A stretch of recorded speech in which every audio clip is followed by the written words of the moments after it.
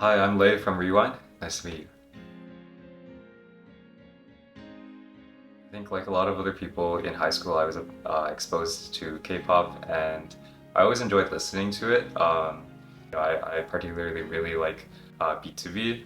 They had a really big impact on me when I was in high school, especially because they're clearly K-pop idols, but they really, like you can see that they really love singing. The world shines brighter when you can really see like performers enjoying their craft. And then a couple of years ago, I really got into the band Day 6. I was really lucky to have this opportunity with my friend to make like a quick a cappella cover of one of their songs for a challenge. And Day 6 was able to see that video. But I've listened to their music nonstop for the past like 2 or 3 years, and they're a huge influence on me as well. But it wasn't until the pandemic, we were all like at home, kind of trapped in our houses, and my sister started teaching me how like just some dances in our living room while we were all like at home, kind of just like not able to go out and make music with other people or like dance for fun with other people. I told myself, take a risk and let's try to like do some auditions or something. So that's when I went to South Korea and got my first taste of like actually trying to become a K-pop idol. I'm ethnically Chinese, but I grew up in a mixed families. I think as an Asian American, I feel like for better or for worse, I always had a foot in two doors.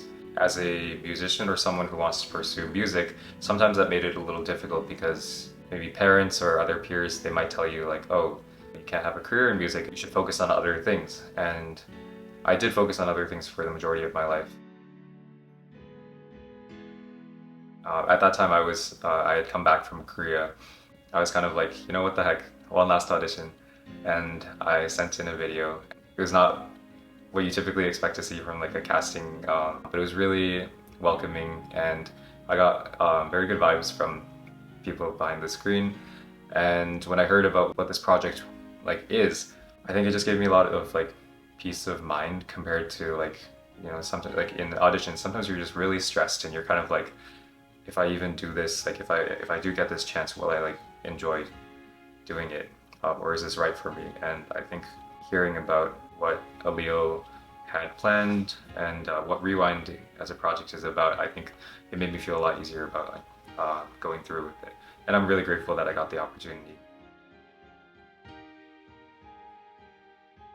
Yeah, I think Rewind is really special because not too many people are involved in this project, and that allows pretty much every person to have their own creative input. I think the specific circumstances of like how we all came to join this project allow us to have a really unique approach to what kind of like music we're doing, what kind of performances we're creating, and it kind of speaks to the power of like being able to have an idea, to find the right resources, to find the right people, and to just really go through with something. And I think it'll be really powerful for like the people watching to inspire them to be able to do similar things.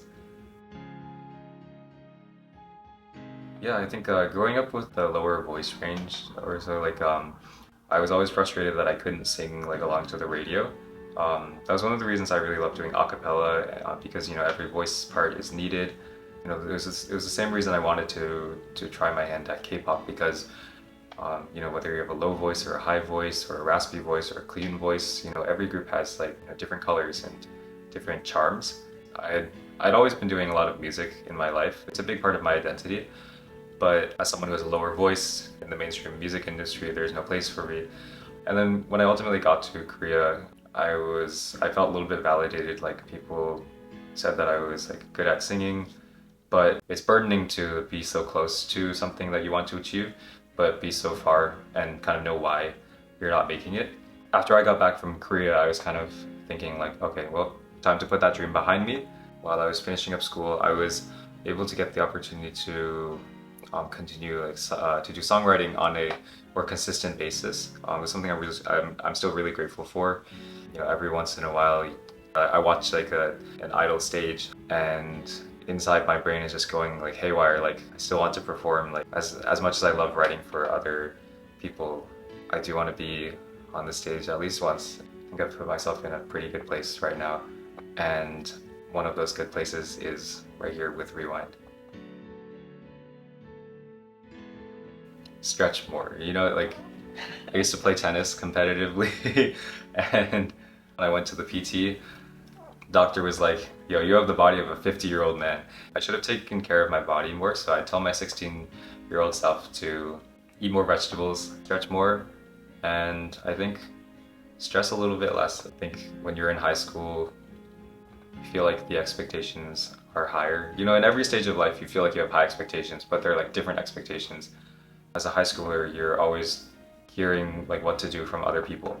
Obviously work hard, like do well and try to do your best in school. Yeah, it's not always a bad thing to try doing what other people are telling you to do, but never throw away your own personal ambitions.